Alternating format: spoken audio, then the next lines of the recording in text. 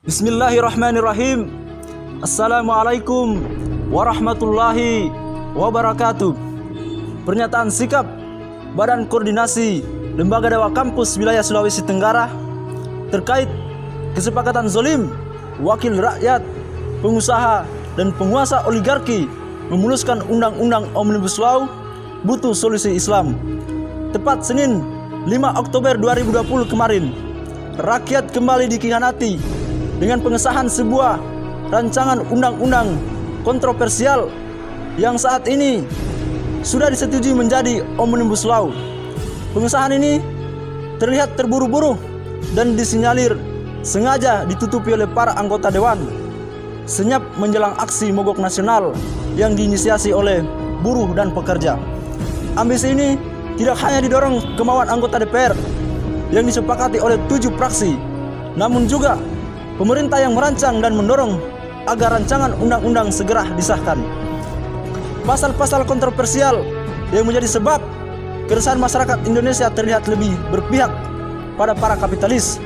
Sangat besar kemungkinan rancangan ini adalah pesanan oligarki dan tidak melibatkan rakyat pada umumnya, seperti penghapusan uang pesangon bagi beberapa kriteria, peniadaan upah minimum sektoral, tidak mencantumkan hak cuti yang sebelumnya lebih banyak dibutuhkan bagi kaum wanita, penghapusan pasal 59 Undang-Undang Ketenagakerjaan tentang syarat pekerja, waktu tertentu, kontrak, atau penambahan 5 poin alasan perusahaan berhak PHK karyawan yang dinilai alasannya sangat subjektif, penghapusan ketentuan jabatan dan kompetensi TKA, hingga penggantian izin tertulis TKA dengan pengesahan rencana penggunaan TKA.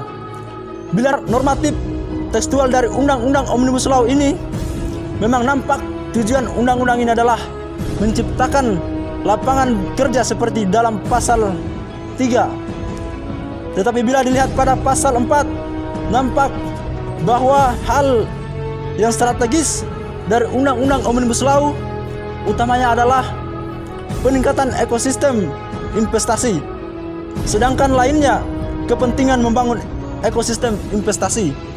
Jadi substansi dari Undang-Undang Omnibus Law adalah cipta investasi yang serangkaian usaha yang terstruktur dan sistematis, melibatkan seluruh kementerian dan lembaga, dirancang secara komprehensif dari hulu hingga hilir untuk melayani kepentingan investasi.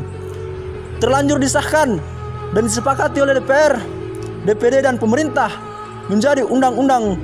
Rupanya sampai saat ini belum ada naskah yang final. Hal ini justru akan dimungkinkan berdampak buruk jika ada kepentingan lain yang memaksakan kehendak pengusaha sebagaimana hasrat rapat senyap yang terjadi sebelumnya. Waktu bersamaan dengan demo semakin ricuh, pemblokade oleh aparat, penangkapan yang terus bertambah, gelombang mogok kerja yang meningkat hingga ketiadaan penguasa negeri ini ketika gedungnya didemo oleh massa. Melihat situasi yang sangat genting ini, maka Badan Koordinasi Lembaga Kampus Wilayah Sulawesi Tenggara menyatakan sikap sebagai berikut. 1.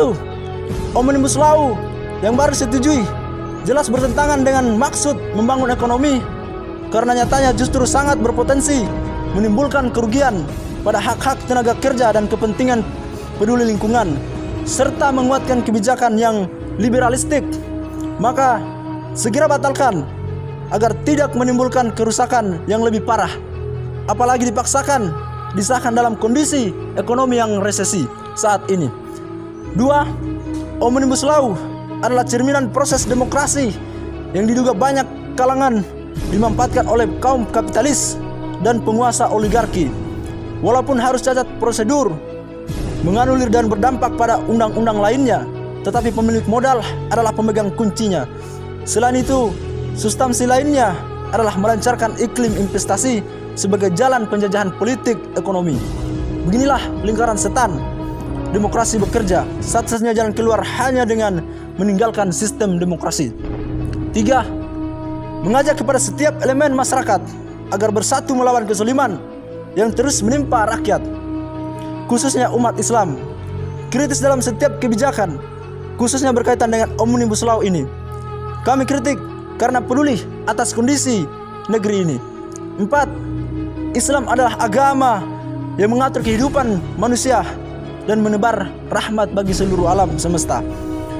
Serahkan pengaturan sistem pemerintahan kepada sistem Islam, karena masalah utama negeri ini selalu mengakar pada konsep mendasar yang telah mengakar, yaitu sekularisme. Tinggalkan kapitalisme, saatnya beralih kepada solusi Islam. Akhirnya, semoga Allah memudahkan kita untuk melaksanakan setiap kewajiban yang telah Allah tetapkan dengan segera menegakkan sistem kehidupan Islam yang menjaga kita dari kemaksiatan dan kehancuran, serta mengangkat penyakit yang kini sedang mewabah. Kendari, 10 Oktober 2020, Badan Koordinasi Lembaga Dakwah Kampus Wilayah Sulawesi Tenggara, Eriksan, Sekjen BKLK Wilayah Sulawesi Tenggara. Assalamualaikum warahmatullahi wabarakatuh. Allahu Akbar. Allahu Akbar.